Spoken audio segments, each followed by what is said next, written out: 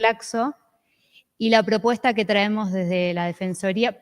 Primero, perdón, me presento, mi nombre es Elisa Ichazo, soy parte del equipo del Monitor de Derechos de la Defensoría del Pueblo de la Ciudad de Buenos Aires. Ahora presentaré a los panelistas, pero un poco presentación de este panel y de dónde surge.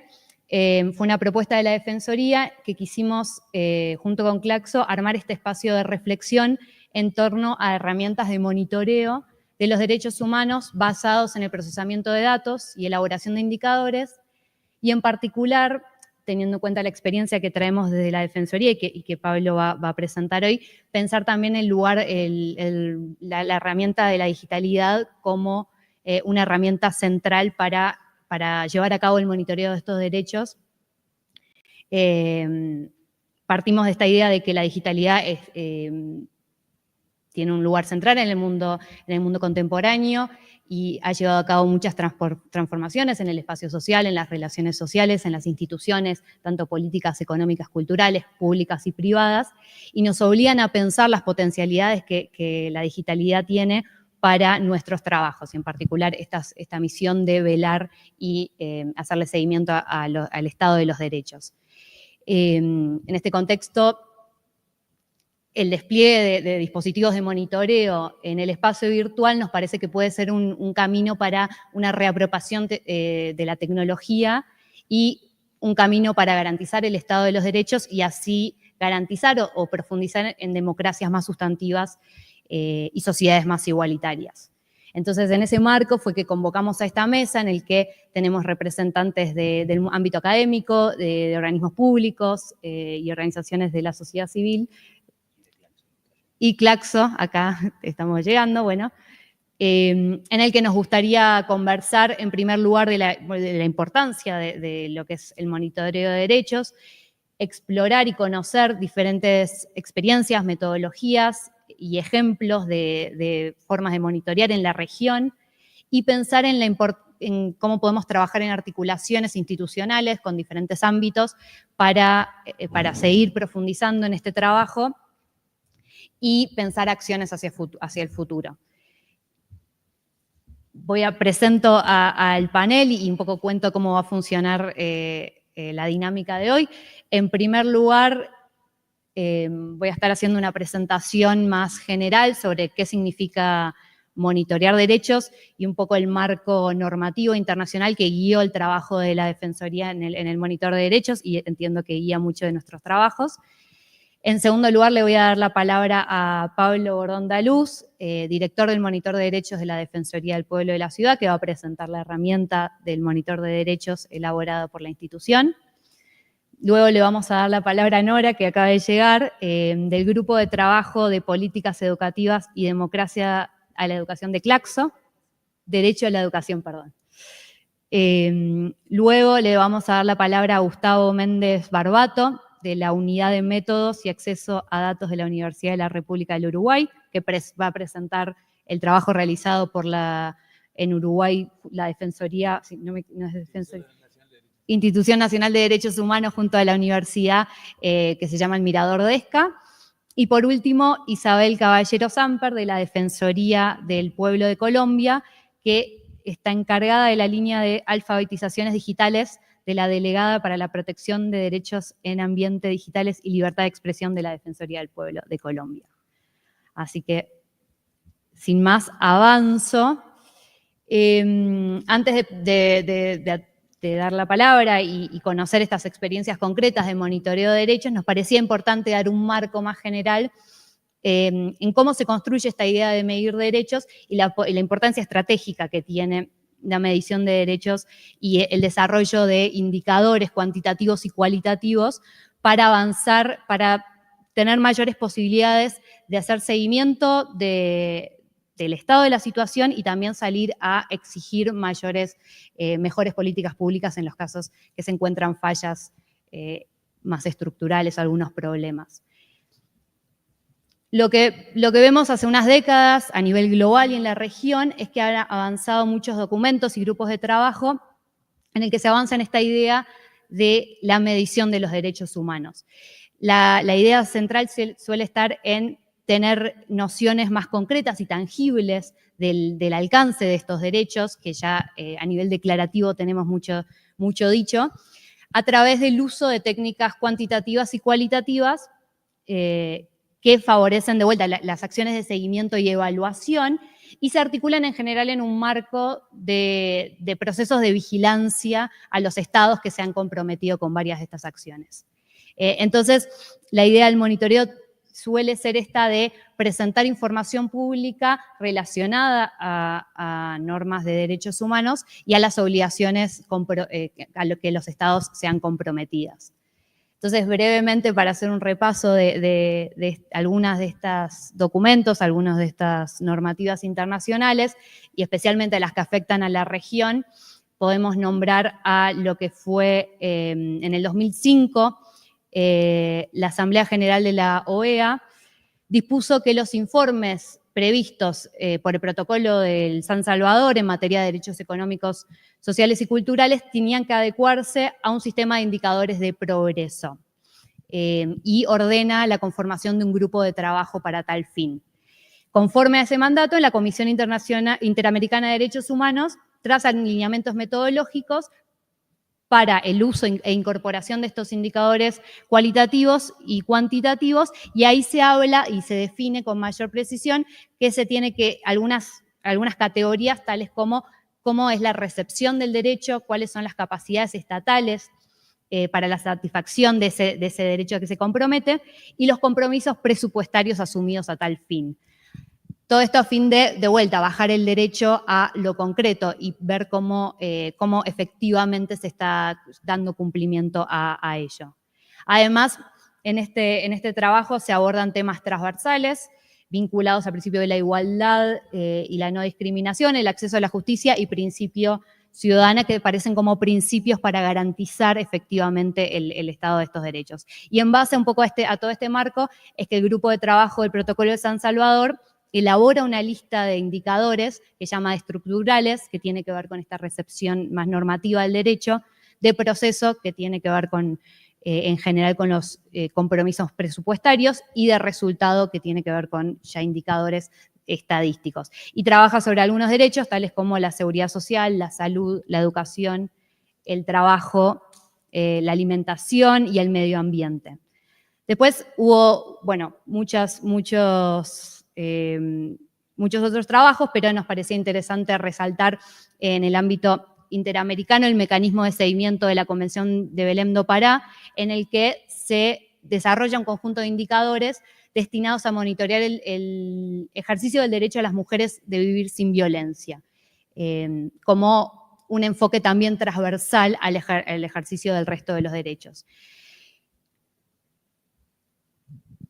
Finalmente, a ver, como en el marco global, no me quiero tampoco extender, estas cosas yo creo que las conocemos, pero en la década del 90 la Conferencia Mundial de Derechos Humanos, celebrado en Viena, incluye el uso también de los indicadores en sus recomendaciones para medir los avances y fortalecer el disfrute de los derechos. El Pacto Internacional de Derechos Económicos, Sociales y Culturales, de los que luego se desprende el protocolo de San Salvador, también incluye la obligación a los estados que se comprometen a incorporar indicadores de progreso para el seguimiento del estado de los derechos. En fin, teniendo en cuenta todo este marco y otras normativas y otros hitos que ha habido en el marco internacional, lo que podemos decir es que monitorear nos permite visibilizar y evaluar el estado de los derechos, tener un panorama general del estado en que se encuentran en algún momento y a lo largo del tiempo. Tener indicadores concretos nos permite estudiar procesos, señalar tendencias, ver progresos y también encontrar fallas sistémicas, explicar sus causas. También sirve, como decíamos al principio, para implementar mecanismos de exigibilidad de esos derechos, alentar la revisión de metas y proponer nuevas políticas públicas adecuadas para que finalmente se cumplan esos derechos. Así que con ese marco general le doy la palabra a Pablo para que presente el monitor de derechos. Bueno, voy a seguir las recomendaciones de Gustavo y me voy a parar para la recomendación, para la presentación. Bueno, buenas tardes. Muchas gracias por el espacio, muchas gracias a Claxo por habernos permitido estar en este ámbito, en este congreso, que claramente es el más importante de América Latina en lo que tiene que ver con la investigación en ciencias sociales. Así que la verdad que para nosotros es un orgullo poder estar acá.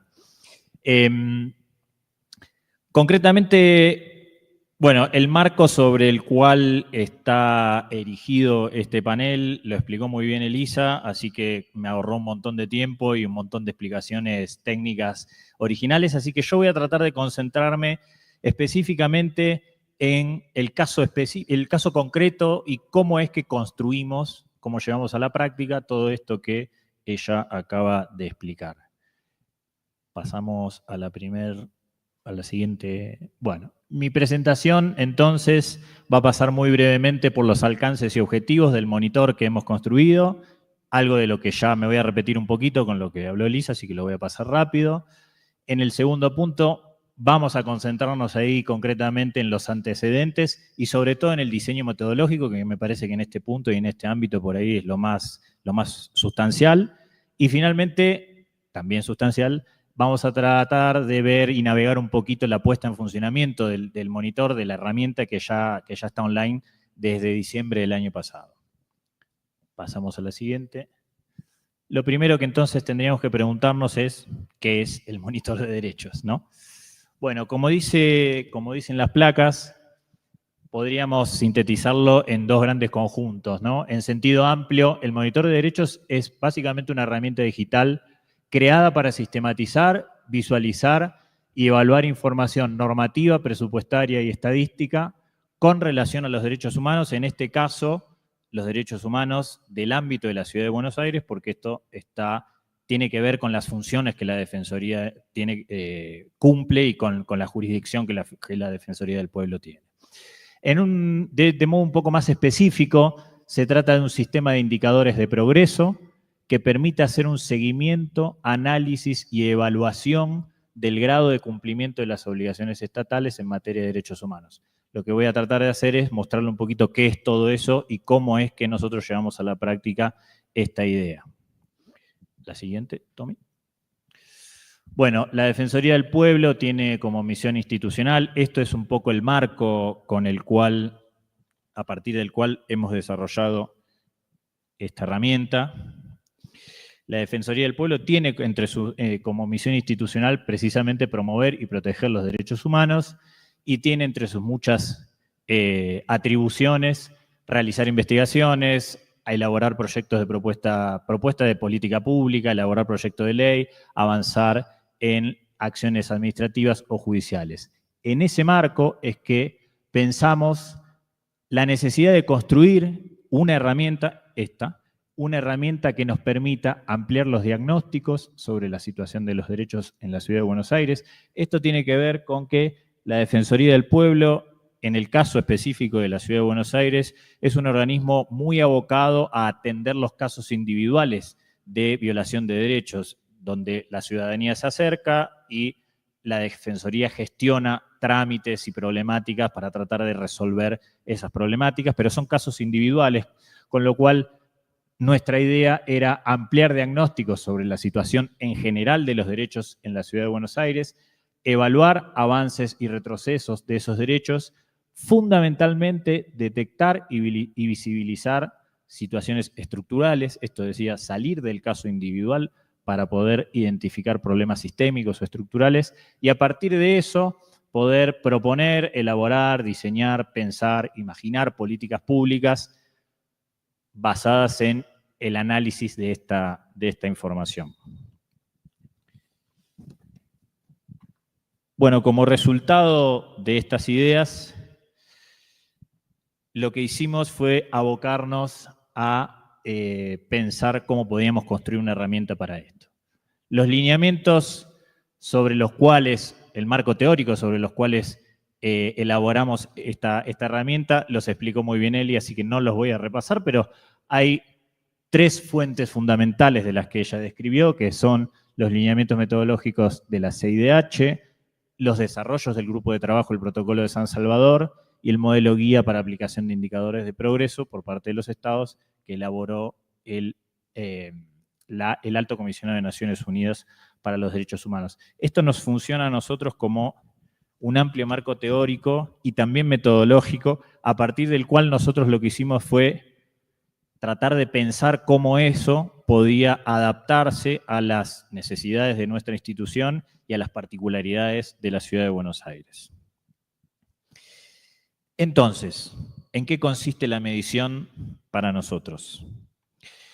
Bueno, nos abocamos ahí, encaramos la difícil tarea de, primero, definir, para poder medir, tuvimos que primero definir cada uno de los derechos en términos conceptuales, teóricos, para poder descomponerlo a cada uno de ellos en categorías operacionables, es decir, que sean susceptibles de medición. Lo que hicimos entonces fue, sobre la base de esa definición conceptual del derecho, construimos dimensiones primero y subdimensiones después, para que esas subdimensiones puedan ser aquellas características y atributos del derecho que pudiésemos seguir a lo largo del tiempo.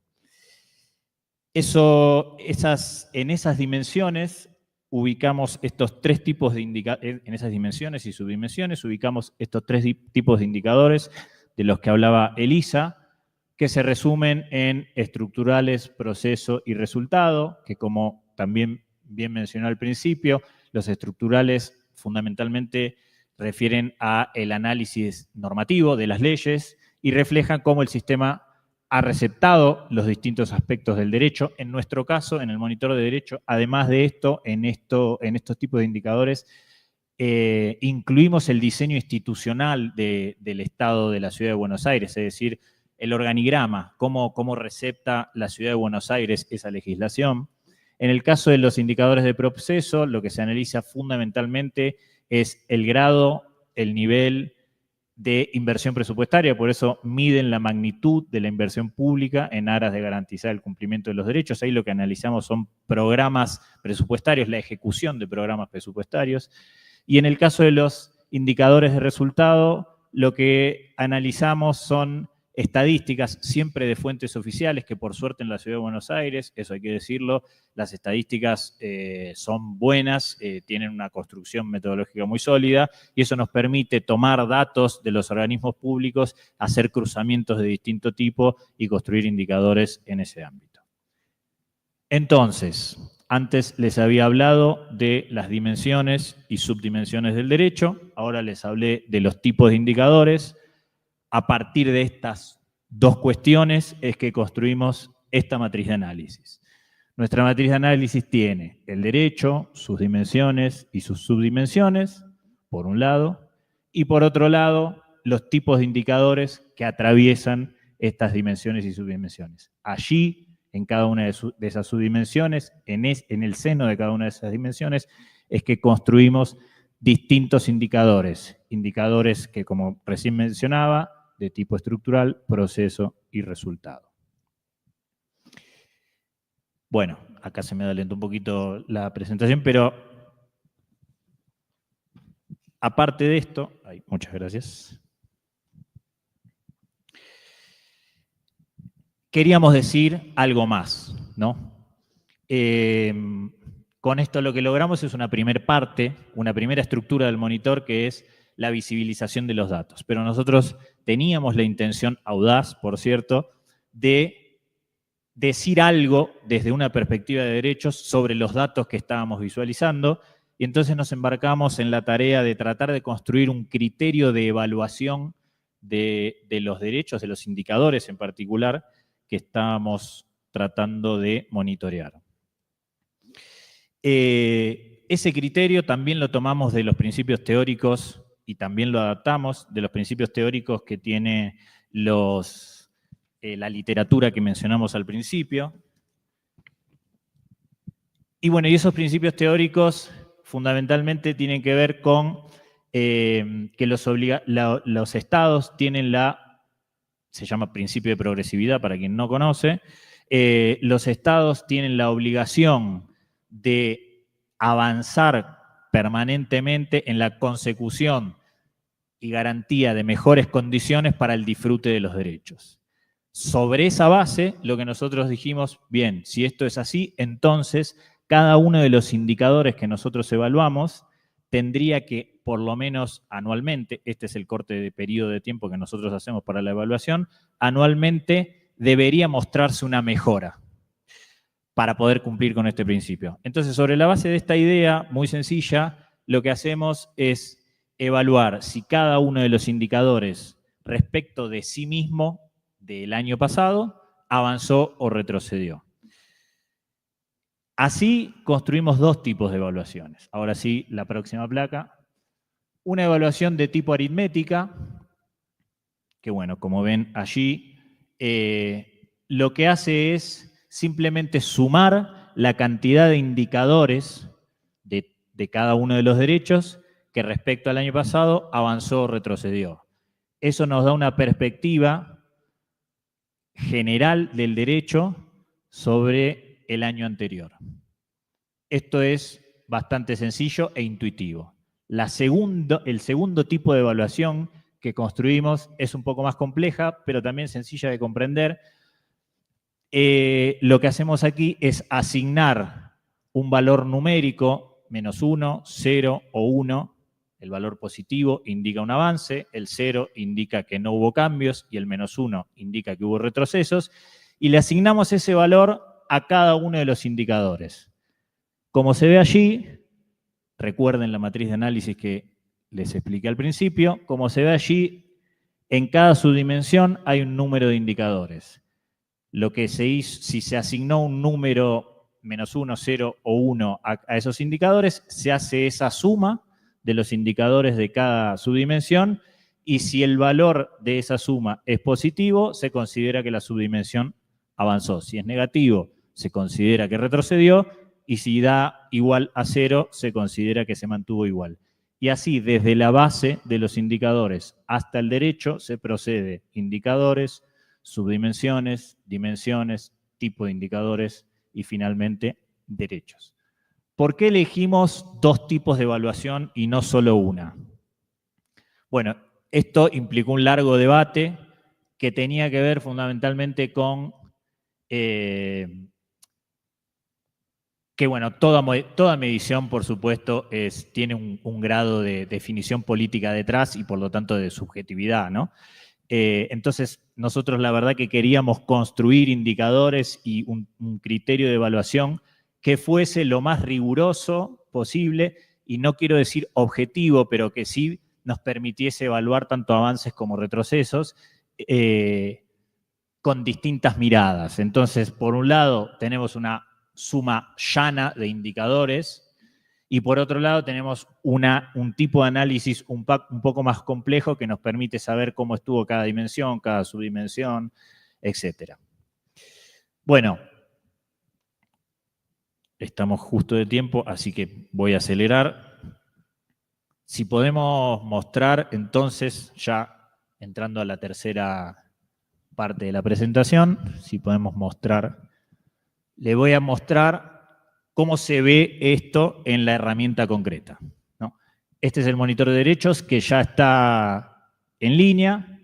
Lo que hacemos, bueno, en esta primera etapa estamos evaluando 4 derechos: educación, salud, trabajo y vivienda.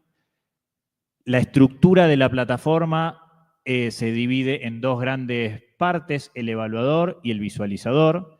En el visualizador, como su nombre lo indica, lo que hacemos es mostrar todos los datos que se cargan en la plataforma respecto de cada derecho. Si querés ingresar ahí, Tomás, al visualizador.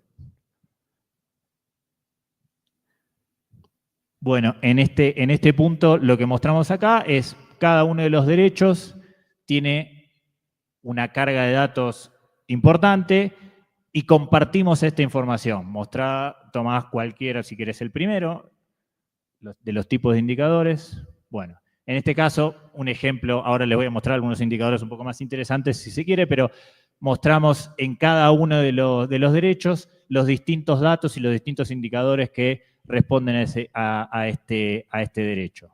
Esto tiene que ver con transparentar información, visualizar información, poner a disponibilidad de distintos organismos, organizaciones, instituciones públicas y académicas, información leída desde una perspectiva determinada y con fuentes y métodos explicados en cada uno de los gráficos y los datos que vemos. Esta es una de las estructuras del monitor. La otra gran estructura es la del evaluador. Si querés pasar a la otra parte, Tommy, si podemos. En el evaluador mostramos entonces cuál es el estado del derecho, que es lo que yo les decía al principio. Ahí tenemos intuitivamente, obviamente, el rojo significa retroceso, el verde significa avance, la evaluación aritmética, la evaluación trivalente, y tenemos los 3 tipos de indicadores. Las personas que ingresan pueden navegar por los 3 tipos de indicadores. Si querés ingresar a estructurales, allí vemos cómo están dispuestos los distintos indicadores en cada una de las subdimensiones que le hablaba al principio. ¿Sí? Allí está el cuadro que tiene que ver con la evaluación, las dimensiones y subdimensiones, y cada uno de esos indicadores que se ven ahí, uno puede, en el caso de las leyes, puede navegar las leyes, y en el caso de los otros tipos de indicadores, puede navegar los datos que están en cada uno de los indicadores. Bien, como estamos algo cortos y excedidos de tiempo, nada, un poco lo dijo también Elisa al principio. La idea de este tipo de herramientas, desde nuestro punto de vista, es tratar de poner sobre la mesa la posibilidad y la potencia que tiene apropiarse de ciertas tecnologías y de ciertos métodos y de ciertos instrumentos para no solo visibilizar, sino también decir algo sobre la información, decir algo sobre el estado de los derechos y decir algo sobre el estado de la democracia en un lugar específico, y apropiarse de esas tecnologías, decía, para poder reclamar, para poder construir alternativas y para poder, trabajar en una democracia sustantiva, participativa, que en definitiva seguramente es un poco lo que todos los que estamos aquí queremos hacer. Bueno, muchas gracias.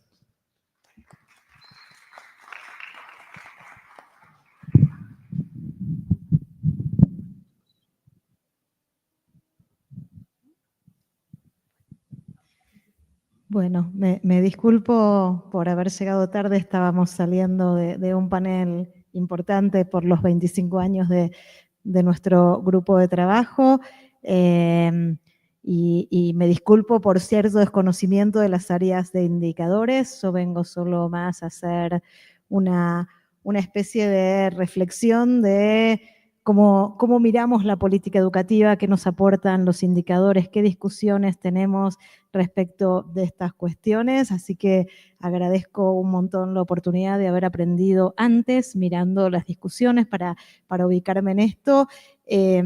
Vivo además en la ciudad de Buenos Aires, así que este instrumento para mí tiene un plus. Y celebro esta iniciativa que nos permite sostener en tiempo real algunas informaciones centrales que en el campo educativo siempre llegan con retraso. La estadística educativa suele tener mucha demora en estar disponibles, y entonces me parece que esto es un gran logro, ¿no? Si uno logra sostener a lo largo del tiempo. Yo quisiera compartir muy brevemente algunas reacciones a este monitor en torno a 3 preguntas, que es ¿qué se monitorea?, ¿quién monitorea? Y ¿para qué se monitorea? Que creo que son 3 desafíos que tiene este proyecto, concentrándome solo en el área de educación, que es lo único que conozco. Respecto de qué se monitorea, una de las primeras cosas que me gustaría destacar es que en el campo escolar la elaboración de indicadores para monitorear el estado de la educación tiene una trayectoria larguísima desde mediados del siglo pasado. Entonces me parece que la discusión es que estos monitoreos se hacen desde perspectivas muy, muy distintas. En algunos casos tiene que ver con cómo se ha ido complejizando el conocimiento frente a las condiciones, tópicos, procesos que vulneran derechos, como en el caso de este monitor, pero en otros hay también intentos de crear una nueva gramática, una nueva normatividad. Yo creo que en estas perspectivas, ¿no? De este monitoreo, ustedes tienen un primer frente de disputas que en el campo educativo, ¿no? Está muy consolidada una perspectiva de monitoreo vinculada a lógicas productivistas, ¿no? En el centro de esas perspectivas es el incremento de la producción, la eficiencia, la rentabilidad, que en educación no es más que mirar el aprendizaje en tiempo y forma, los desperdicios, como muchas perspectivas los llaman cuando hablan de repitencia o desgranamiento, sin considerar de manera profunda otros impactos u otras incidencias, ¿no? Una cosa es que el monitor requiera mirar indicadores medibles y otra cosa es pensar que el derecho solo se juega ahí, ¿no? Y me parece que acá hay una gran diferencia incluso en la construcción de esta mirada más estructural de proceso y de resultados, yo diría más de consecuencias sociales, ¿no? Entonces, digo, ahí me parece que es bien interesante discutir con esta lógica métrica sobre la educación que en el caso de educación desplaza al menos 3 cuestiones que esta propuesta sostiene, y es que esas perspectivas no miran brechas, en general construyen rankings, ¿no? Y esto es una diferencia muy importante. Yo exploré bastante la página y me parece que es bien interesante hacer ese ejercicio de mirar brechas, de mirar la cuestión territorial en contextos de importante segregación geográfica y de diferenciación de la estructura de oportunidades, ¿no? Que está siendo una perspectiva muy central en los estudios sobre las desigualdades. Y por otro lado, me llamó muy gratamente la atención que incorporan en este monitoreo las condiciones de trabajo docente, porque esto supone una perspectiva relacional en la que no se suele prestar atención, ¿no? En la educación, para todos los que trabajamos en el campo, sabemos que es una condición sine qua non. Este proceso de transmisión requiere una cierta especialización y además es una disputa muy potente con las extremas derechas hoy, que en vez de pensar el derecho a la educación, piensan en el derecho al aprendizaje y transfieren la responsabilidad a los sujetos. Entonces, nada de lo que este monitor pretende construir, que es una revisión de qué hacen las políticas públicas, cobra sentido, ¿no? Solo para una nota de color desde esta mirada productivista, ¿no? Un informe que sacó recién el think tank Argentinos por la Educación, mirando la inversión, dice: las provincias podrían mejorar hasta 52 puntos porcentuales los aprendizajes y lengua y matemática si utilizaran mejor la inversión en educación, ¿no? Estos son el tipo de construcciones que, bueno, cualquiera que haya ido a la escuela sabe que cómo cuantificás cuánto porcentaje de matemáticas se te aumentaría sin mirar procesos, políticas públicas que hay detrás, ¿no? Entonces, esta perspectiva que es ciertamente dominante me permite pasar a la segunda pregunta, que tiene que ver con quién monitorea. Creo que la existencia de un organismo que como una defensoría, ¿no? Que tiene además por función, ¿no? Digo, es un organismo público que tiene por función la defensa de los derechos de la ciudadanía, nos permite también posicionarnos en otro lugar, porque muchas de estas perspectivas, ¿no? que hoy asumen estos think tanks están teniendo un lugar muy central en el monitoreo de las políticas. Hoy nuestro Ministerio de Argentina subcontrata a estos think tanks para que monitoreen las políticas y hacen pública la información que debiera ser pública para la ciudadanía, para las universidades, para los investigadores, solo a estos organismos.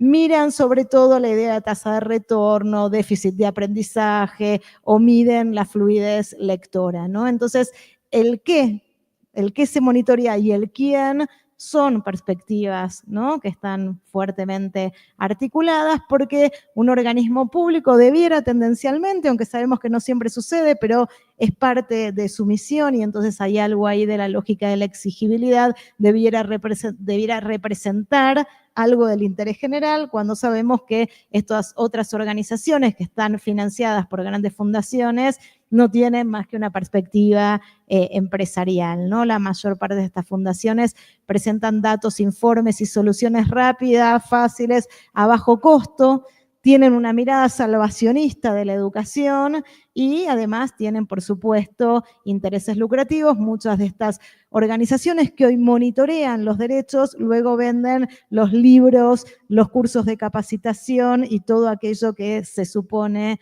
permitiría garantizar derechos, ¿no?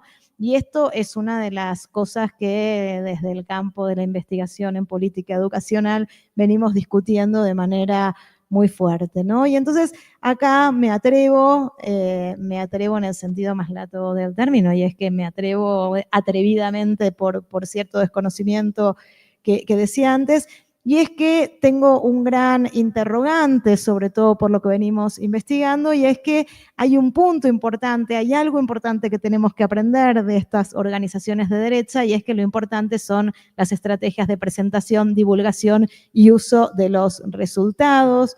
Nosotros estamos viendo ahí la producción de grandes campañas con unas estrategias muy sistemáticas, muy coordinadas de trabajo en redes y muy bien financiadas.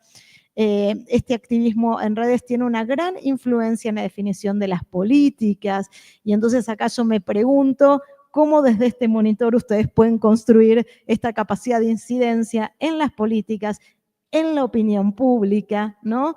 Digo, estamos siguiendo algunas de estas organizaciones que hacen lobby jurídico, hacen un trabajo muy sistemático de opinión pública, ¿no? Digo, acá hay un punto muy importante, ¿no? Y es cómo hacer visible un monitoreo, cómo hacer visibles, construir campaña política con las interpretaciones, cómo generar capacidad de influencia desde un organismo público que no necesariamente tiene esa capacidad de penetrar las redes sociales, etcétera, etcétera, ¿no? Entonces digo, ahí me queda una gran pregunta, ¿no? Una cosa para seguir pensando, cómo fortalecer estas miradas en la política pública y en la escena pública, cómo construir escenarios, ¿no?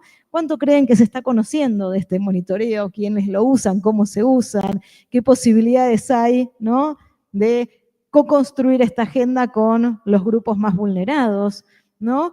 Y algunas preguntas respecto de las interpretaciones, ¿no?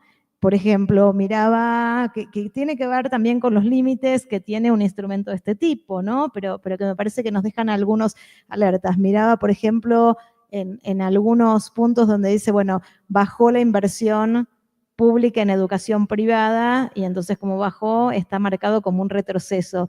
Y yo me pregunto, bueno, depende en qué se usa, si eso es un retroceso. Puedo haberlo leído mal, los veo comentando, ¿no? Digo,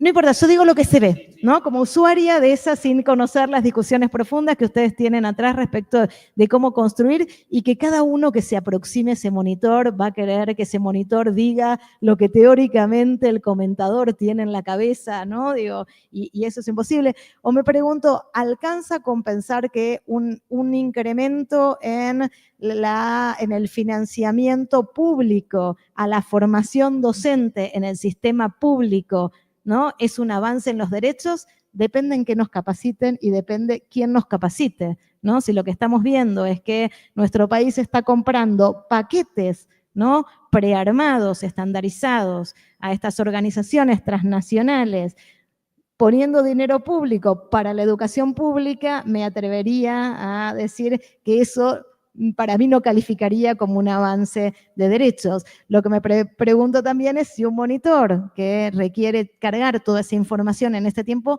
tiene la posibilidad de construir esas lecturas, ¿no? Pero bueno, creo que ahí se juega el desafío de la incidencia en la política pública, así que realmente celebro la iniciativa.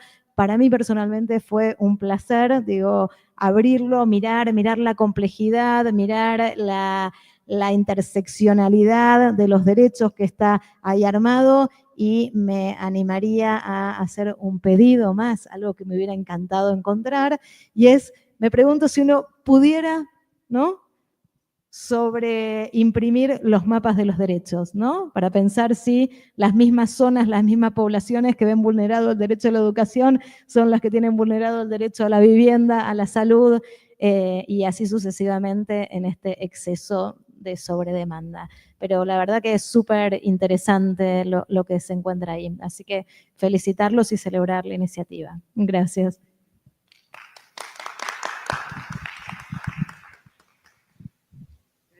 ¿Esto está prendido ahí? Sí. Me voy a parar ahí para... Tomás, te pido si podés poner la presentación. Buenas tardes a todos, a todas. Yo vengo de Uruguay, de la Universidad de la República, de la Facultad de Ciencias Sociales, del Departamento de Ciencia Política, pero en particular para este proyecto de la Unidad de Métodos y Acceso a Datos.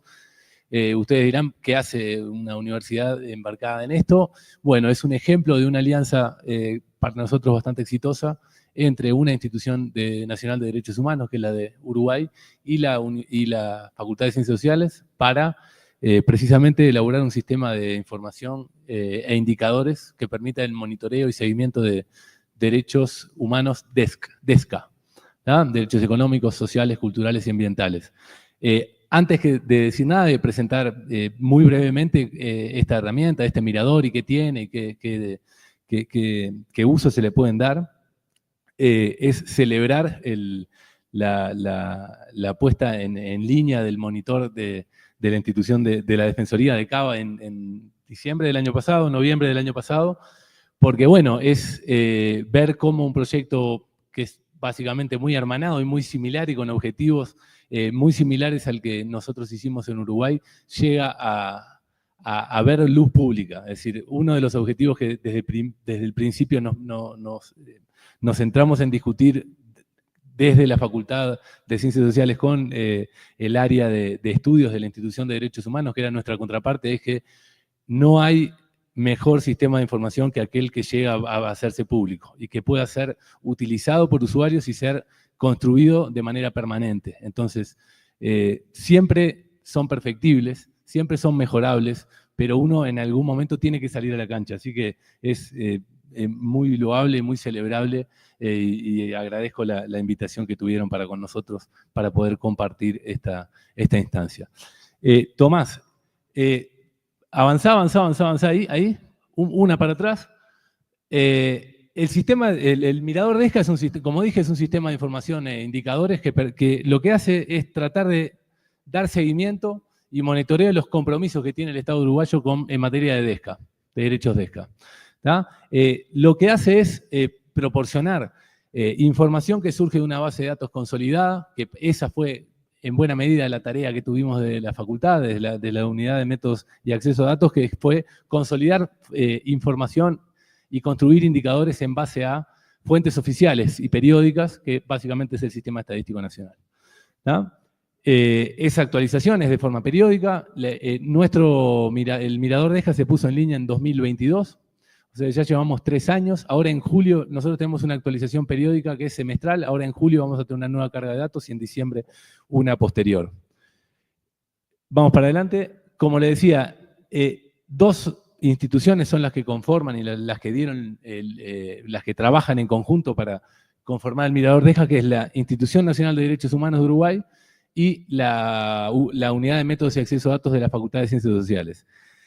Esto fue un proceso bastante largo de construcción y de debate. Estuvimos 2 años discutiendo sobre la construcción y los componentes del sistema de información e indicadores.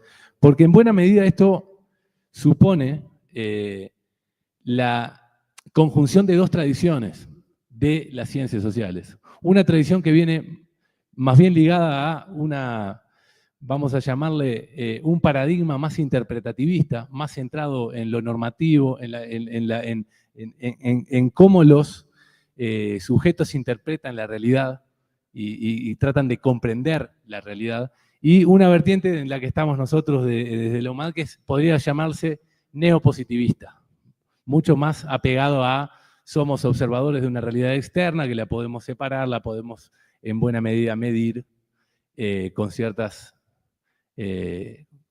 precauciones o cierto rigor metodológico. Entonces, de ese debate que fue muy fructífero, surge el sistema de información e indicadores, que básicamente toma como fuentes teóricas la guía del Alto Comisionado de 2012, la guía metodológica, la guía del Grupo de Trabajo del Protocolo de San Salvador, y establece también una estructura tripartita información y de indicadores. Estructura normativa, que son indicadores estructurales, normas, compromisos asumidos e instituciones encargadas de llevarlos adelante, políticas públicas y esfuerzo económico, lo que hacen esos estados es decir, los esfuerzos que realizan esos estados para que los compromisos asumidos se lleven adelante. Entonces, básicamente, eso es lo que llamamos indicadores de proceso, y luego indicadores de resultados. Indicadores de resultados que básicamente lo que nosotros buscamos hacer es ver brechas de cumplimiento contra umbrales cuando existen, o brechas de cumplimiento o evolución en términos de temporales, de series temporales del cumplimiento de un derecho, del disfrute de los derechos por parte de la población.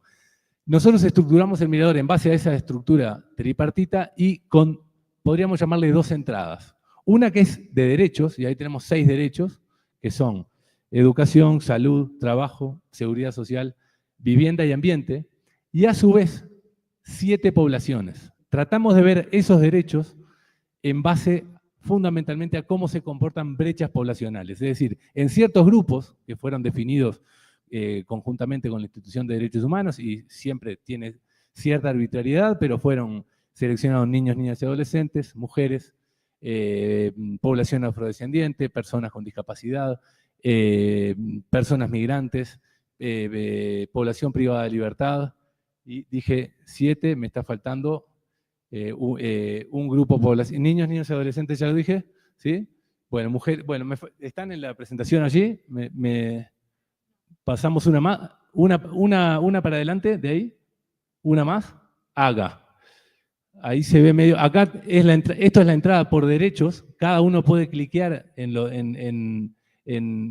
alguno de esos derechos y se le abre esta estructura por derechos o por poblaciones. A ver, ahí. Ahí está, mira, en el menú de arriba, ahí arriba, si ven los derechos, uno puede entrar a cualquiera de esos derechos allí. Entra a uno ahí, seguridad social, educación, capaz, si querés. Entonces, la estructura que tiene el mirador es una definición conceptual del derecho, muy similar a lo que decía Pablo hoy recién. Bajamos, bajamos, bajamos, dimensiones. Bajamos, bajamos, bajamos. Tenemos el sistema de información que tiene estructura normativa, políticas públicas y esfuerzo económico y resultados. Y abajo una línea de tiempo. Esto es para cada derecho. Y luego, arriba en el menú, ahí tienen, en la línea de tiempo tienen cada norma nacional o internacional y una nota conceptual. Es decir, es una línea de tiempo que da acceso al texto de la norma y también una nota conceptual que resume el avance que significó esa norma con respecto a los derechos humanos. Es una información sintetizada para no tener que leer todo el cuerpo normativo, ¿no? Eso, si ahora cliqueamos arriba en poblaciones, vemos esto, lo tenemos lo mismo para poblaciones. Personas LGBTI, ese es el séptimo grupo poblacional. ¿Tá? Esto tiene la misma estructura, ¿tá? Un poco más resumida, pero tiene, vamos a llamarle, los derechos tienen este corte para permitir ver las brechas de cumplimiento de determinados grupos poblacionales con respecto a otro grupo de referencia o contra el promedio de la población. ¿Tá? Entonces, esta es la estructura que tiene el mirador. Y un detalle más es si podemos entrar a consulta interactiva.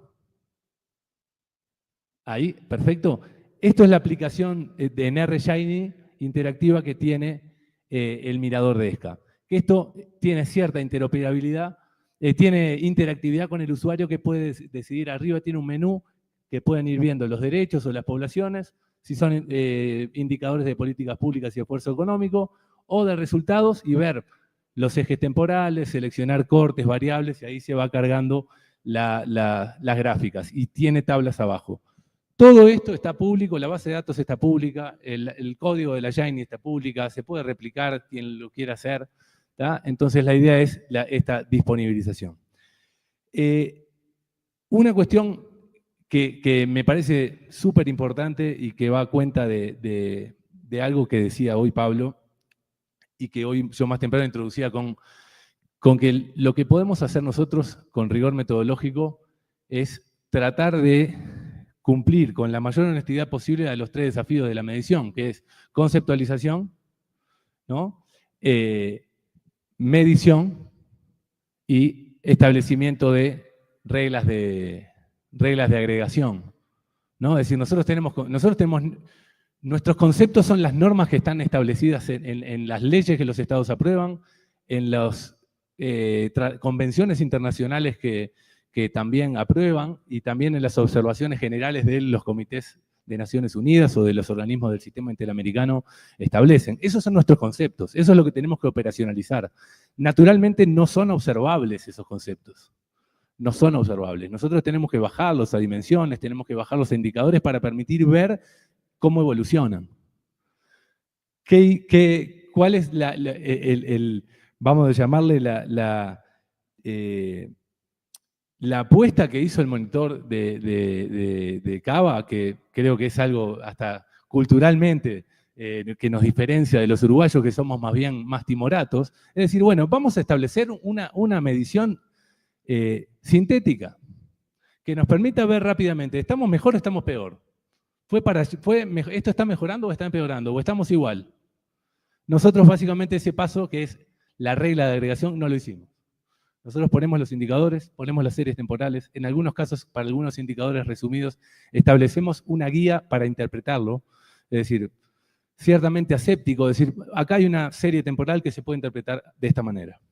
Acá hay una brecha, acá hay un umbral de cumplimiento establecido en determinada observación general, y acá hay una brecha de cumplimiento. Acá hay una brecha de cumplimiento entre este grupo poblacional y el promedio y el total de la población, o un grupo poblacional de referencia. Pero no llegamos a medidas sintéticas. ¿Tá? Que cuando uno piensa en cuál es el uso que se le da a estas herramientas, en buena medida, y cuál fue la experiencia de uso del mirador de Esca, esas medidas sintéticas sirven mucho para el ejercicio de la exigibilidad de los derechos. Por más de que tengan discusiones metodológicas acerca de cuál es esa regla de agregación que se siguió para hacer el indicador sintético, sirven para que una organización pueda decir, de acuerdo a esto, estamos peor que antes. Algo hay que hacer. ¿Tá? Y lo bueno que tiene el monitor es que lo que hace es transparenta la regla de agregación. Es decir, lo que podemos hacer metodológicamente, quienes tratamos de hacer ciencias sociales de manera seria y responsable, es decir, estos son mis conceptos, estas son las formas como yo lo operacionalizo, estas son las fuentes de datos, estas son la medición de indicadores que tengo y esta es la regla de agregación que usé para sintetizarlo. Si vos querés desagregarlo, querés poner otras dimensiones, querés tener otras reglas de medición que no sean la adición, sino la multiplicación o cualquiera de esas, adelante, hacelo. Pero nosotros vamos por esta. Entonces, eso es yo creo que a la sociedad en su conjunto, al Estado también le sirve, es un elemento que es muy importante no solo para el monitoreo, sino para la capacidad de exigibilidad de los derechos. Para decir dos cosas nomás acerca del uso, el Estado uruguayo ha usado en muchos reportes los datos que salen del mirador de Esca, y también lo han usado las organizaciones de la sociedad civil. Nosotros tuvimos varias instancias para ciertos exámenes, para el examen periódico universal que tuvo que ir Uruguay, para algunos reportes ante el sistema interamericano, el sistema universal. Nos reunimos con diferentes organizaciones de la sociedad civil para que tomen insumos para los informes que antes se llamaban sombra, que ahora se llaman informes luz, en la jerga de Naciones Unidas, y ha sido una retroalimentación muy buena, por lo menos de la que recibimos de los usos que se dan. Incluso el Estado está tomando estos datos y también las organizaciones de la sociedad civil a la hora de hacer sus informes adicionales, alternativos. Así que bueno, entren a miradordesca.uy, derecho, www.miradordesca.uy, y allí podrán encontrar esta información. También hay reglas de contacto, es decir, un contacto con el mirador si quieren intercambiar. Es decir, los sistemas de información los hacen los usuarios en buena medida y son los que obligan a mejorarlos y a ver en qué le erramos y en qué se puede mejorar. Así que bueno, muchas gracias, espero no haberme excedido tiempo y bueno, vamos arriba.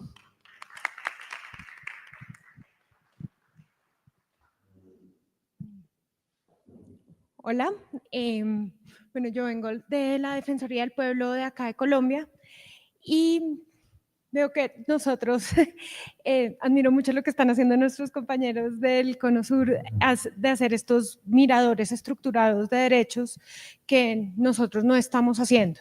La Defensoría saca investigaciones sobre temas específicos, pero cuando hacemos miradores o cosas más estructuradas, no terminamos mirando cumplimiento de derechos, sino más bien violaciones y violaciones de derechos, sobre todo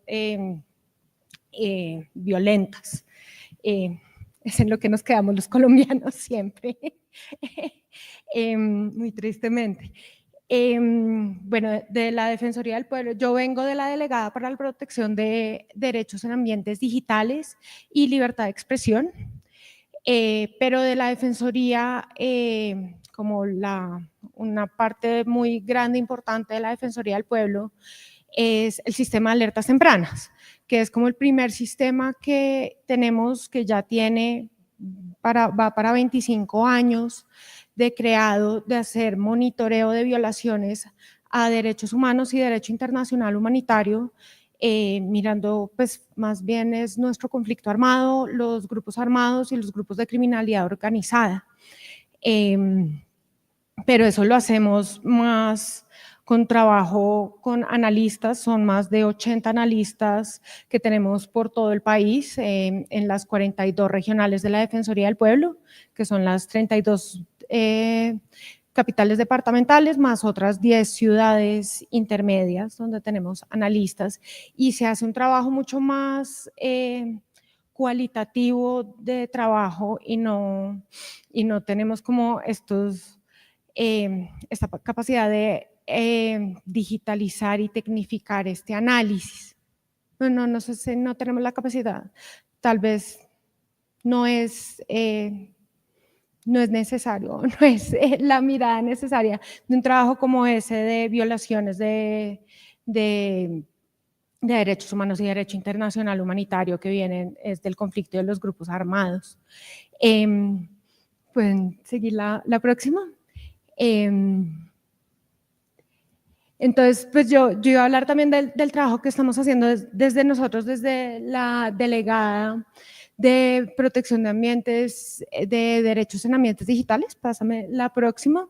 Que nosotros lo que estamos mirando es la vigencia de los derechos humanos en las redes sociales, pero otra vez no estamos mirando tanto cumplimiento, sino violaciones de derechos. ¿Puedes seguir pues, para pasar más rápido esto? Sí, la próxima. Entonces, ¿cuáles son los retos que tenemos al monitorear los derechos humanos en estos ambientes digitales? Pues tenemos el problema de la categorización, de cómo categorizar tanto las víctimas como los tipos de derechos que se están violando.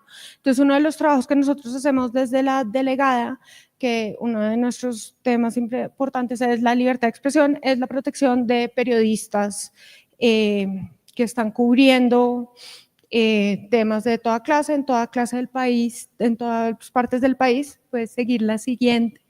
Y una pregunta grande, la anterior, esta, es cómo definir a un periodista, cómo diferenciar un periodista de un periodista comunitario, de un líder social y de un defensor de derechos humanos.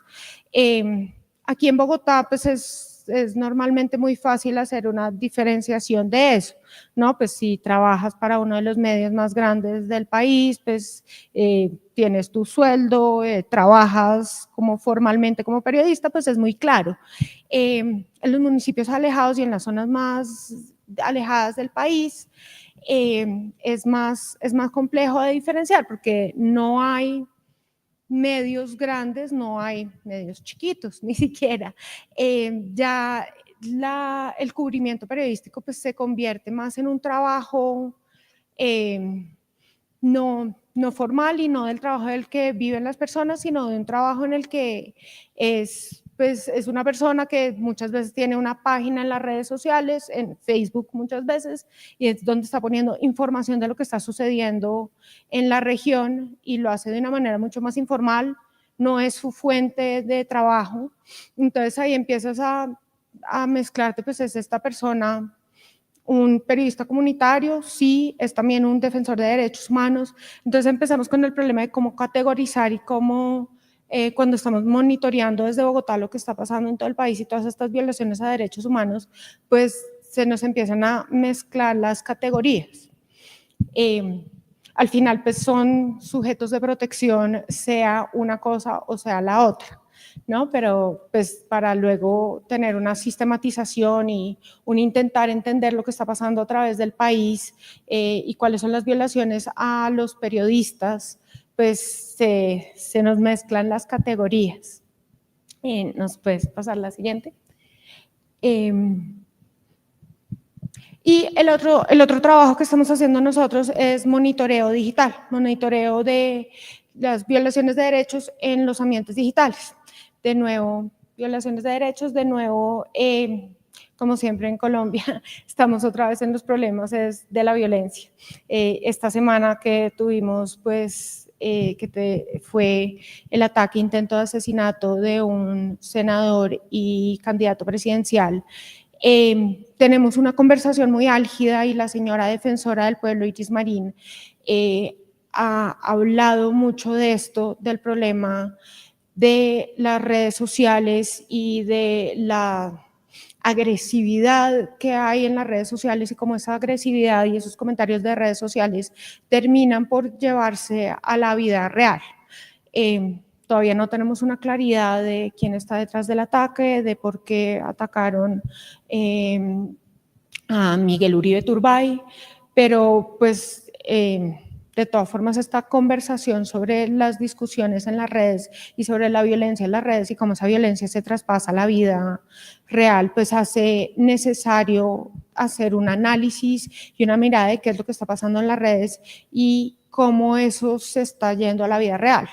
Otro tema que a nosotros nos preocupa constantemente de las redes sociales es el reclutamiento, uso y utilización de niños, niñas y adolescentes por parte de grupos armados y grupos de criminalidad que llegan a través de las redes sociales, que tienen sus cuentas en redes sociales. El ELN tiene cuentas en redes sociales donde hacen videos bastante profesionales de propaganda sobre el grupo, y que es una forma de acercarse a niños, adolescentes y jóvenes y para llamarlos y hacer un primer contacto por parte de grupos como el ELN, pero de ahí en adelante pues sabemos que hay muchos más. Las disidencias de las FARC también tienen presencia en redes sociales, y de ahí pues hasta todos los pequeños grupos de barrio que también se acercan de manera mucho más pequeña y limitada a los niños del colegio del barrio y los empiezan a contactar a través de las redes sociales.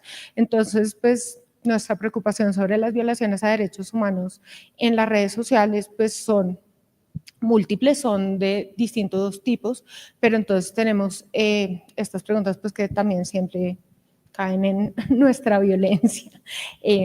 Bueno, de ahí para arriba también hay toda otra clase de preguntas sobre las redes sociales. Entonces, lo que estamos mirando de cómo analizar y cómo categorizar y monitorear las redes sociales y las violaciones de derechos humanos en redes sociales, lo miramos aquí desde las perspectivas del ruido digital, las paracrisis y las crisis. Entonces, de la necesidad de diferenciar el ruido digital y los comentarios que pueden ser cualquier comentario, que pueden ser cosas desagradables, cosas molestas, pero que no son, que caen dentro del derecho a la libertad de expresión, porque de nuevo también pues parte de nuestras obligaciones es la protección del derecho a la libertad de expresión. Y ahí hay como unas preguntas muy complejas sobre hasta dónde llegan esos límites de la libertad de expresión, que es muy importante también proteger ese derecho. Y ya cuando estamos hablando como de situaciones para crisis, es lo que llamamos cuando estamos ya en una situación de riesgo y una situación mucho más problemática que no ha explotado como forma de crisis, pero que está ahí como en el borde y que son los temas que necesitamos ya empezar a ponerle atención. Entonces, ¿cómo pasar, vadear el ruido para poder llegar a entender las cosas que sí es una paracrisis o ya directamente una crisis y una posibilidad de violación de derechos humanos en la vida real, que también, pues, yendo más allá, pues, que tenemos, por ejemplo, con el tema de la migración venezolana, que han llegado tantas personas de Venezuela a Colombia y hemos visto un montón de comentarios xenófobos y discriminadores en las redes sociales.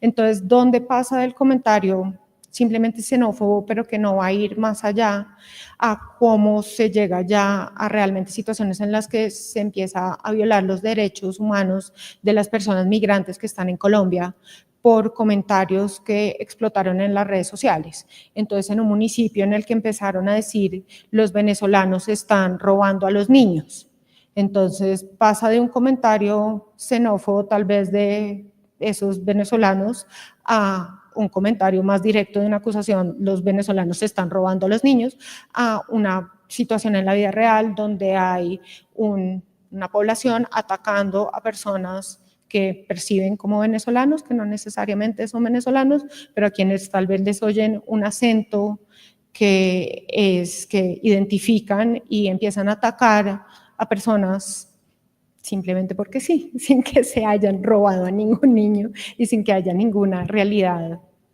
o cuando también la hay. Puede que sí haya habido un caso de un secuestro por parte de un ciudadano venezolano. No es razón para que la comunidad empiece a atacar a todas las personas que identifica o asume que pueden ser venezolanos. Entonces, pues está ahí las preguntas de cómo entra la Defensoría del Pueblo ahí, cómo hacer este monitoreo de las redes sociales y qué hacer al respecto cuando empezamos a encontrar estas situaciones de paracrisis y de crisis, y cómo podemos llegar a prevenir y solventar, ayudar y solventar en situaciones ya más específicas donde sí están explotando estas situaciones. Muchas gracias.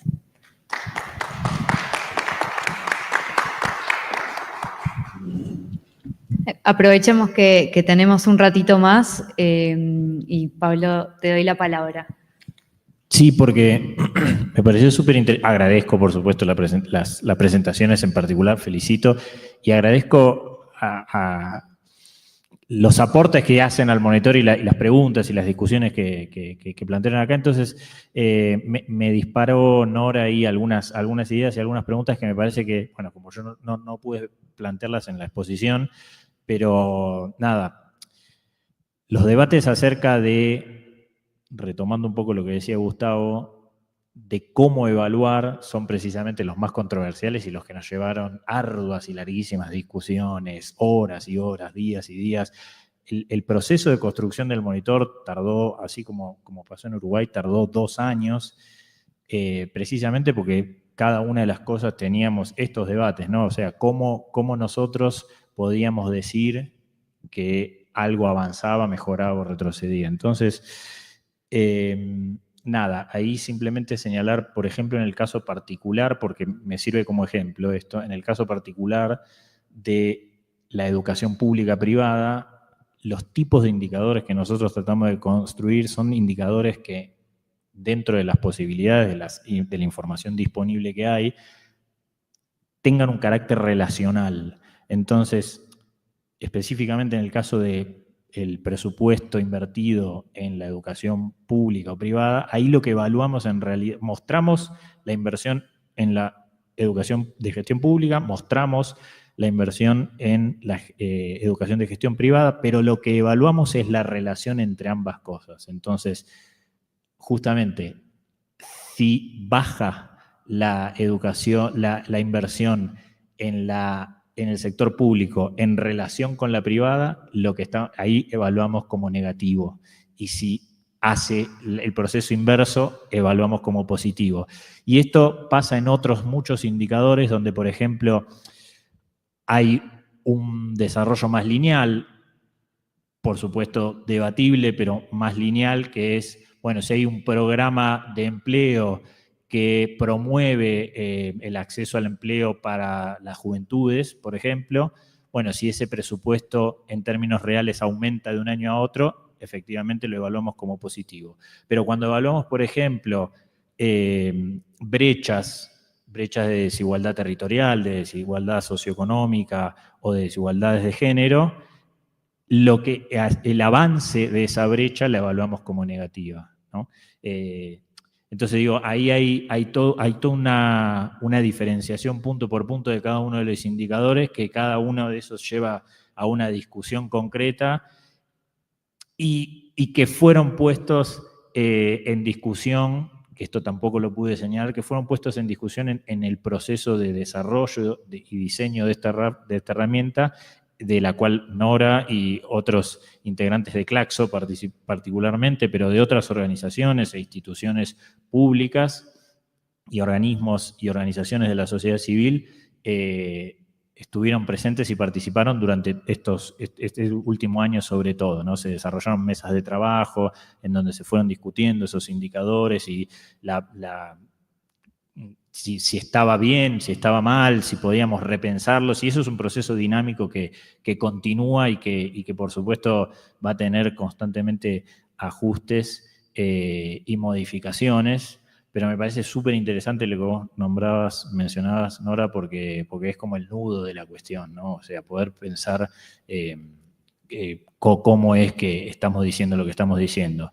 En cuanto también a esta idea de sobreimprimir los derechos, nos leíste la mente porque justamente lo que estamos desarrollando en este momento es lo que llamamos grupos prioritarios, en donde lo que vamos a hacer es tratar de, también tomando un poco el ejemplo del Mirador de Esca, definir algunos grupos prioritarios y analizar transversalmente cómo afectan a esos grupos todos los derechos. Es decir, cómo, supongamos, el caso de las mujeres y disidencias, cómo afectan a las mujeres y disidencias todos los derechos que evaluamos. Entonces vamos a poder tener, o intentamos que se pueda navegar la información y la evaluación a partir de esa mirada, ¿no? De la del grupo prioritario.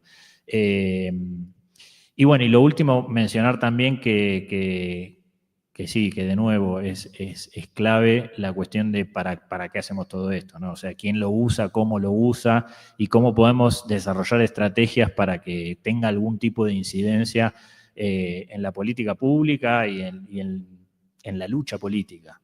En este sentido, nosotros somos una institución pública y el monitor en particular es una herramienta muy novel que hace muy poquito está funcionando, pero nuestra apuesta es precisamente esta, tratar de construir redes con distintos organismos, organizaciones, sectores populares, organizaciones de los sectores populares, organizaciones civiles, otras instituciones públicas, otros organismos nacionales e internacionales, instituciones académicas, grupos de estudio que permitan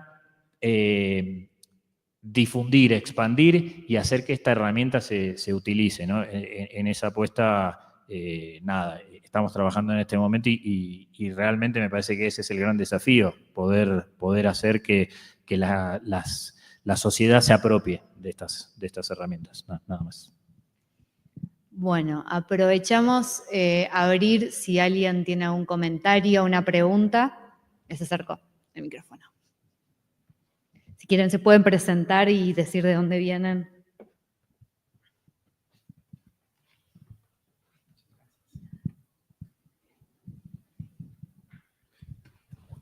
Buenas tardes, Diego Larte de Colombia. Bueno, primero felicitar al panel por las presentaciones. Yo tengo como 2 o 3 preguntas fundamentalmente a las exposiciones que presentaron los monitoreos en Argentina y en Uruguay. Me gustaría que hicieran una reflexión sobre la importancia de los indicadores de estructura de proceso que ustedes toman a partir de las guías de Naciones Unidas. Lo digo porque como que uno espera finalmente la evaluación del impacto de las políticas públicas, pero ustedes le dan, y Naciones Unidas ciertamente esas metodologías dan cierto valor a estructura de proceso. Y ustedes de hecho ponen, al menos en Argentina, ponen el mismo peso en la evaluación de indicadores de estructura, proceso y resultado. Quiero que hagan una reflexión adicional porque pues yo, percepción personal, pienso que únicamente deberíamos estar pensando en el impacto, pero pues me gustaría conocer sus opiniones. Lo otro es la discusión del huevo o la gallina de indicadores, que es básicamente ¿ustedes cómo construyen los indicadores? Primero construyen el indicador pensando en el impacto del derecho, en el resultado del derecho esperado, o construyen el indicador a partir de la información disponible, burocratizada de nuestras instituciones, muchas veces, digamos, limitada. ¿Qué es primero para ustedes por eso digo, ¿qué es primero, el huevo o la gallina en esta conversación? Y eso tiene que ver con esta discusión que el panelista, discúlpame, no escuché tu nombre, de Argentina, plantea sobre la decisión política, la decisión política detrás de la construcción de los indicadores. Eso juega un peso gigante en esa ecuación y en esa pregunta. Y en último lugar, una pregunta por el poder movilizador que ustedes han, digamos, tímidamente, a mi gusto, han querido en cualquier caso poner de presente. Y tiene que ver con si ustedes, digamos, si estos datos, si estos indicadores han buscado una retroalimentación con los actores que implementan políticas públicas, cuán fuerte o exigente ha sido el diálogo, la interacción de estos datos o de ustedes como líderes de esta presentación de datos con las autoridades encargadas de implementar esas políticas públicas y hacerles, pues, la accountability, la rendición de cuentas y demás. Sí, esas preguntas. Gracias.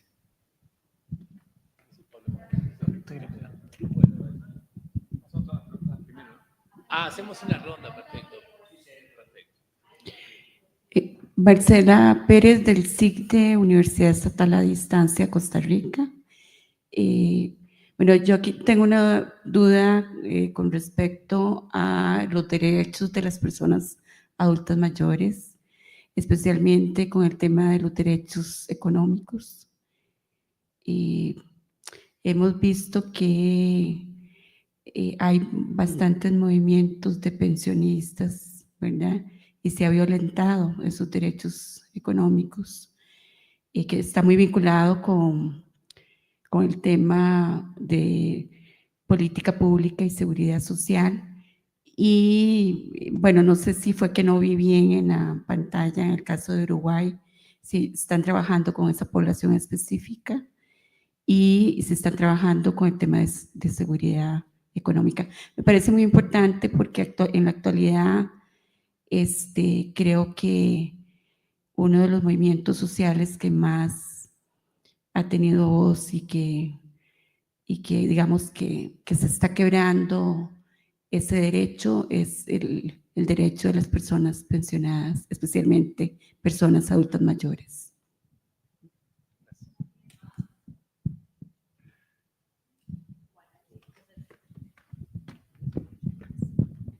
Bueno, arranco, no registré tu nombre. ¿Diego era? Diego de Colombia. Bien. La primera cuestión esta, con respecto a esta lógica de la relevancia que tienen los indicadores estructurales, los indicadores de proceso, los de resultados a la hora de hacer una evaluación o hacer un juicio acerca de cómo es la evolución de un derecho. Si uno lo piensa desde el punto de vista ciencia social, ¿qué es lo que hay atrás de eso? De la lógica de indicadores estructurales, de proceso y de resultado. Hay una teoría de la causalidad. Los estados se comprometen con determinadas obligaciones con respecto a los derechos humanos, crean instituciones encargadas de desarrollar políticas, programas, planes para darle cumplimiento, asignan presupuesto para que esas políticas sean eficaces y eso luego se ve en resultados. ¿Ah? Lo que pasa es que pasan muchas cosas alrededor, de manera simultánea que nosotros no podemos controlar. Nosotros no podemos hacer un experimento acerca de si los resultados se deben a los esfuerzos del Estado y a la creación de instituciones o si se deben a otros factores. A el boom de las commodities. Eso es lo que debate la ciencia social. Es decir, las explicaciones de los progresos en materia social en América Latina durante el... A mí me gusta más Giro a la Izquierda que Marea Rosa, como se ha popularizado recientemente, pero esos progresos tienen que ver con el nuevo rol que pasó a jugar el Estado y con las políticas que implementó, o más bien es resultado del viento de cola de la economía internacional y que tenía recursos para distribuir. Eso es algo que no está laudado y si algo, por lo menos nosotros discutimos en Uruguay, que no era el objetivo de este mirador, era laudar esa discusión. Nosotros no estamos haciendo testeo de hipótesis. Nosotros estamos poniendo información, indicadores que permitan hacer ese vínculo. Porque ese vínculo tiene lógica, porque los estados actúan orientados a eso. O al menos normativamente o declarativamente, cuando asumen compromisos y obligaciones en materia de derechos humanos, actúan conscientemente y tratan de hacer cosas para cumplirlos. Uno después puede juzgar si las cosas son suficientes, son buenas, son malas, los compromisos declarativos son una farsa, vamos a llamarle, porque en realidad no se hace nada.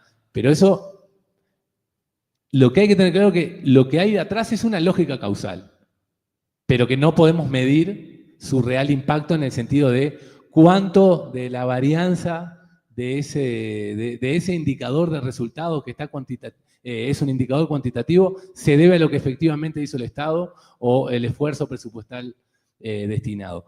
Porque también eso, si bien esa es la lógica que está por detrás, a mi entender, también puede pecar de una simpleza analizar por qué los Estados actúan y qué es lo que los hace actuar. Y como si esos compromisos fueran que emergieran de la nada o del Olimpo, que dicen, bueno, vamos a dar estos derechos como si los Estados dieran dádivas con respecto a los derechos. En general los derechos son conquistas, de luchas históricas. Es decir, y esto, la hoy en desuso estructura tripartita y cronológica de primero los derechos civiles, luego los derechos políticos y luego los derechos sociales, y los derechos de primera generación o de segunda generación, que está totalmente puesta en cuestión hoy, encerraba un poco eso. Es decir, los resultados no son producto de acciones asépticas de los estados, sino que son productos de fuerzas que tratan de influir en ello. ¿Tá? Entonces, la lógica, para mí sí hay una teoría causal detrás de eso, pero que tanto el mirador como el monitor creo que no es su expectativa hacer los testeos de hipótesis rigurosos que hoy exigen los estándares de las ciencias sociales. Me parece que no es su objetivo. ¿Tá? Respecto a la selección de indicadores, que era el otro punto, el segundo punto era, nosotros lo que hicimos fue, primero hicimos todo un mapeo de los indicadores, hicimos lo del grupo de trabajo de San Salvador, que son cerca de 700, si yo no estoy mal, unas planillas Excel infames con cada uno de los indicadores y buscar qué podíamos encontrar en el Sistema Estadístico Nacional de Uruguay para asemejarnos a eso. Los criterios fueron, obviamente, simpleza, no íbamos a hacer un mirador con 1000 indicadores, periodicidad del dato, cuanto más periódico era mejor, y fundamentalmente simplificación a la hora de la interpretación. Es decir, discutíamos, por ejemplo, con los indicadores de progreso económico, la idea de estos principios de regresividad, de no regresividad y de progresividad, muchas veces se materializan cuando uno analiza el esfuerzo fiscal que hacen los estados o los presupuestos, ¿no? Entonces uno podía hacer una cosa, yo siempre discutía esto, decía, bueno, si uno, en algunos años, si uno mide gasto en salud como porcentaje del PIB,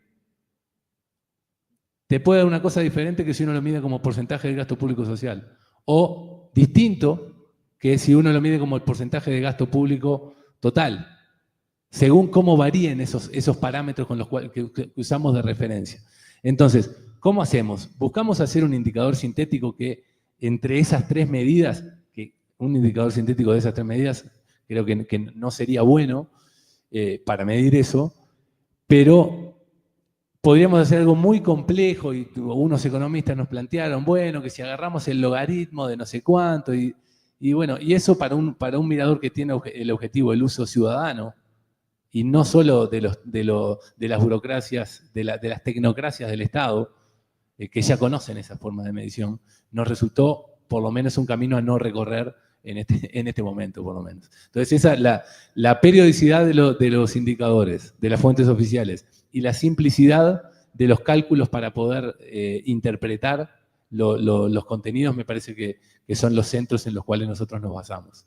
¿Tá? Y la última, Marcela de Costa Rica, en Uruguay, adultos mayores no está priorizado dentro de las poblaciones que están en el mirador DEJA, no porque los adultos mayores en Uruguay no tengan ningunos desafíos y problemáticas con respecto al cumplimiento de sus derechos, que en buena medida el centro no es, creo, en términos comparados la economía, en Uruguay, para tener una idea, a diferencia de muchos países de América Latina, la pobreza se concentra en primera infancia y no en adultos mayores. En la mayoría de los países latinoamericanos se concentra en ambos extremos de población que llamamos no inactiva o dependiente porque no tiene ingresos del mercado de trabajo. En Uruguay la tasa de pobreza de menores de 18 años es 20%, de mayores de 65 es 1.5%. Ojo, acceso a los servicios, disfrute de bienes culturales. En muchos derechos los adultos mayores sí tienen muchos problemas en Uruguay. Pero la priorización de estos grupos vulnerables no quiere decir que no haya otros grupos vulnerables, sino que estos fueron por los que comenzamos. Y porque los recursos son finitos, y bueno, pero puede ser una de las poblaciones que, sobre todo la institución de derechos humanos, decida priorizar en el futuro. Y los debates en seguridad social en Uruguay están candentes, como en buena parte de América también. Bueno, por ahí yo. Bueno, voy a tratar de ser breve entonces. Nada, en cuanto a tu primera pregunta, creo que la describió muy bien Gustavo. Ahí solo agregaría respecto a cómo nosotros consideramos el peso de cada tipo de indicador respecto de la evaluación. Desde nuestro punto de vista, eso también fue una discusión y también fue un debate interno que tuvimos, pero la mirada de tripartita de los derechos, esto que tiene que ver con las normas, la inversión presupuestaria y los resultados en términos estadísticos, hace a una mirada global de la consecución de ese derecho. Entonces, desde esa perspectiva, nosotros cuando tuvimos que pensar qué hacíamos para evaluar, cómo considerábamos esos tres tipos de derechos, decidimos considerarlos con el mismo peso. Para nosotros vale lo mismo en términos de evaluación, digo, ¿no? Para nosotros vale lo mismo que exista una norma, que haya una inversión presupuestaria y que haya un resultado tangible, observable, en función de las dimensiones que analizamos.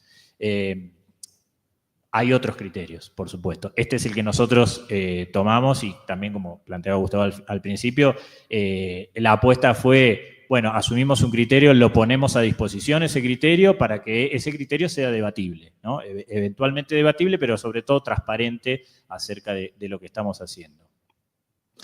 Respecto a cómo construimos el indicador, el huevo y la gallina, que es lo que está primero, sí, hicimos un trabajo similar a lo de Gustavo, por supuesto que tuvimos una larga revisión de antecedentes y una larga revisión de indicadores uno por uno, etcétera, etcétera, pero a nosotros eso en particular nos sirvió para analizar y pensar un tipo de modelo, pero no tomamos esos indicadores de los lineamientos y las fuentes que yo hablaba al principio y que también hablaba Gustavo. Nosotros tomamos más bien los criterios y los conceptos teóricos, y lo que hicimos fue el camino que nosotros construimos, no sé si es el huevo o la gallina, pero el camino que nosotros construimos es primero pensar el derecho. O sea, ¿qué es lo que nosotros definimos que queremos medir? Porque a partir de eso es todo, ¿no? ¿Qué consideramos nosotros como derecho a la educación? Entonces, ese fue nuestro alfa y omega. Después, ¿cómo podíamos desagregar eso? También implicaba un trabajo de teorización sobre cómo ese derecho se hace asequible y accesible para las personas.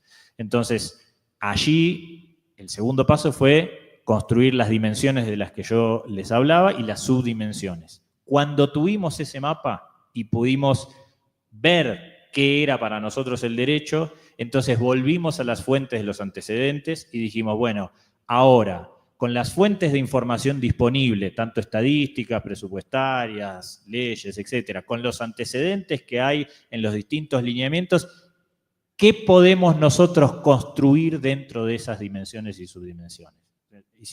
Ese fue nuestro camino. Así estamos construyendo otros derechos también que en el futuro próximo vamos a monitorear. El poder movilizador, preguntabas, de estas herramientas. Bueno, un poquito lo conversamos antes. La verdad que no hemos tenido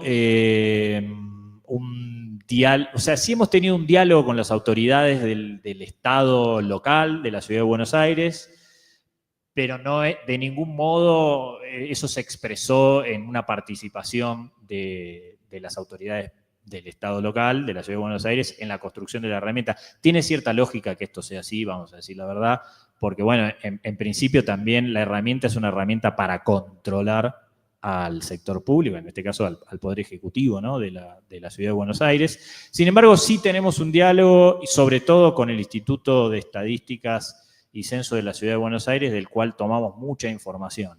El diálogo existe, pero bueno, no es más que eso, no es más que un diálogo, porque precisamente es una herramienta para exigirle ciertas cosas al Estado. Había una pregunta sobre adultos mayores. En nuestro caso, esto que yo comentaba recién sobre los grupos prioritarios que tenemos intención de que permitan analizar transversalmente todos los derechos, y no derecho por derecho, sino un análisis que aborde todo en su conjunto para un grupo en específico. Sí tenemos pensado, uno de esos grupos es precisamente adultos mayores. También, bueno, los grupos que nosotros estamos pensando son mujeres y diversidades, adultos mayores, niñeces y adolescencias, personas con discapacidad y personas en situación de vulnerabilidad socioeconómica, ¿no?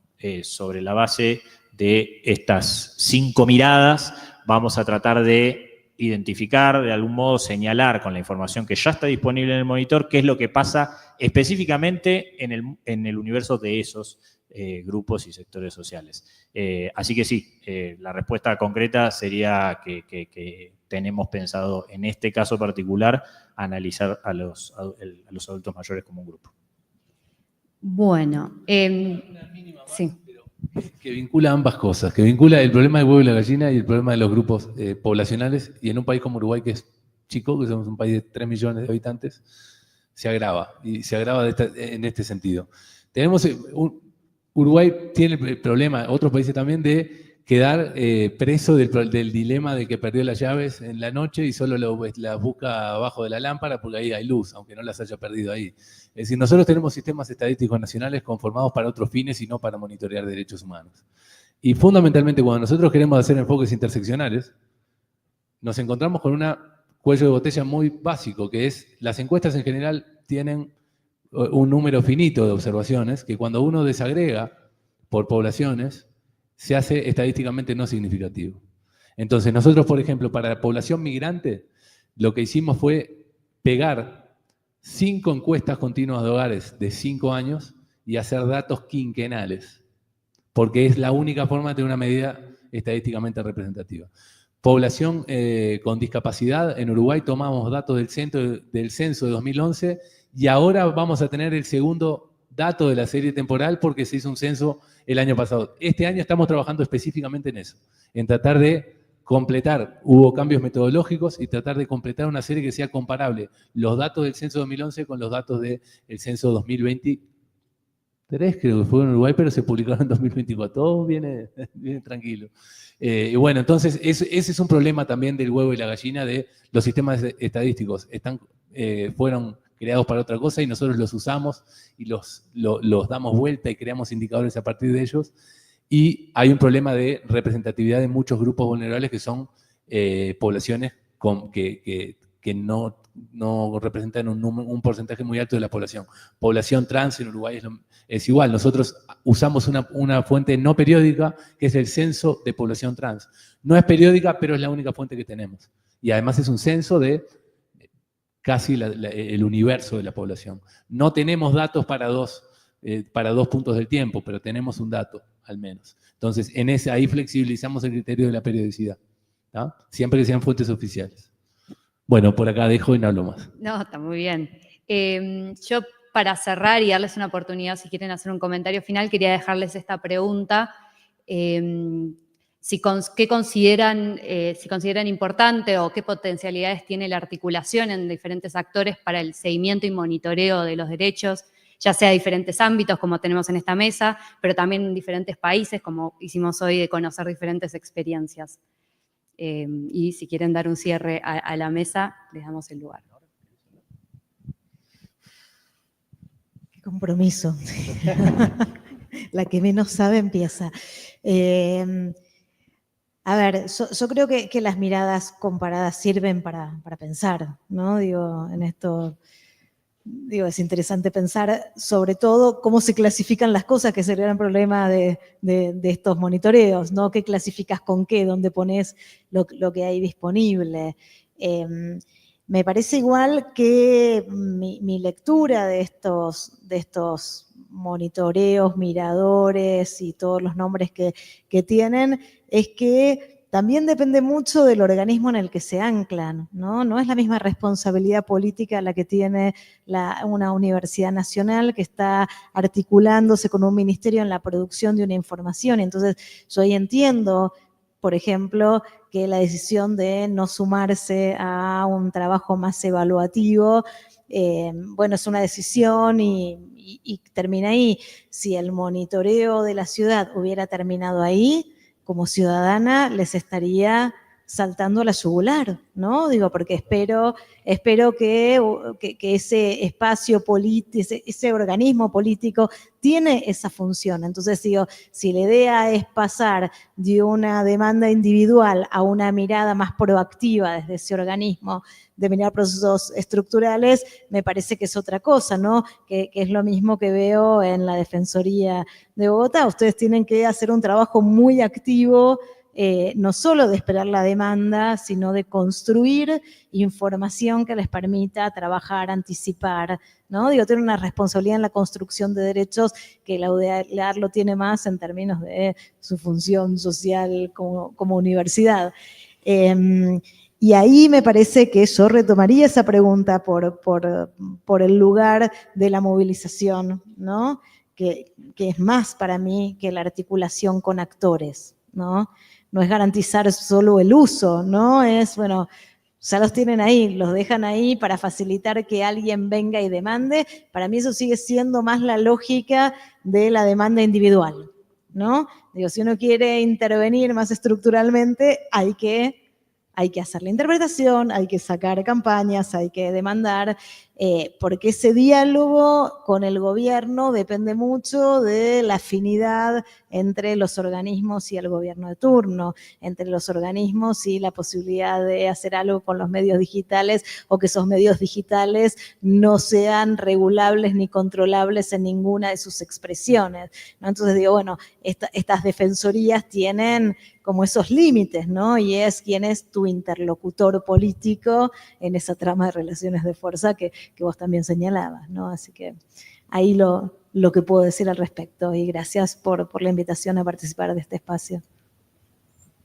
Yo, muy breve, la cuestión de la articulación de actores, por lo menos en la experiencia del Mirador,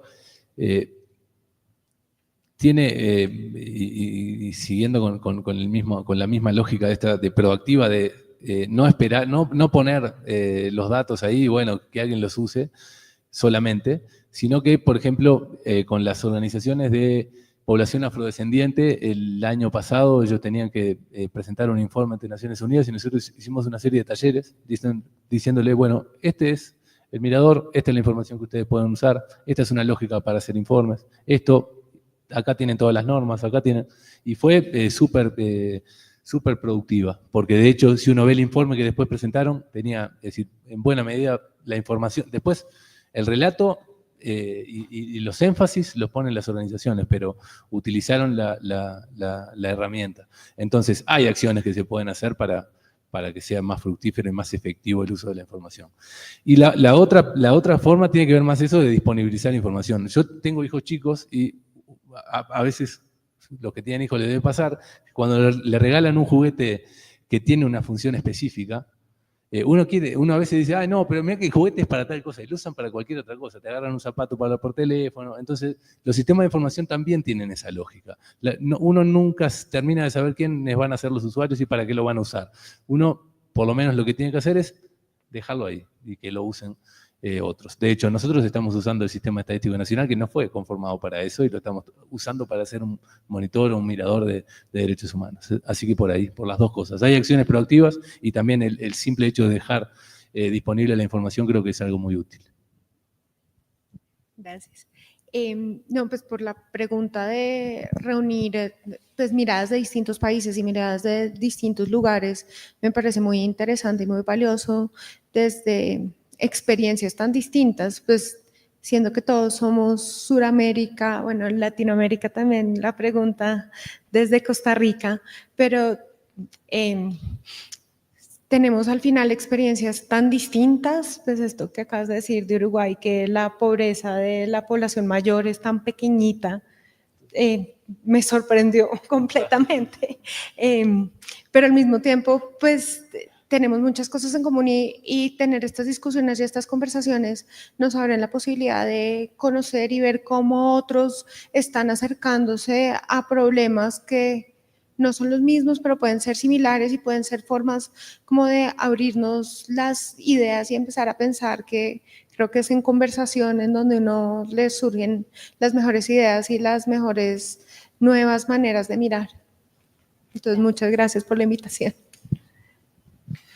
Bueno, también me repito un poco, la verdad que la mirada regional, contestando a tu pregunta, Elisa, la mirada regional claramente abre la perspectiva de del trabajo que hacemos, de la política en general y de la acción de las instituciones en particular. Así que desde ese punto de vista la mirada regional, tanto para la construcción de estas herramientas como para el trabajo cotidiano, me parece fundamental. Y lo mismo con la articulación con organizaciones de la sociedad civil, ¿no?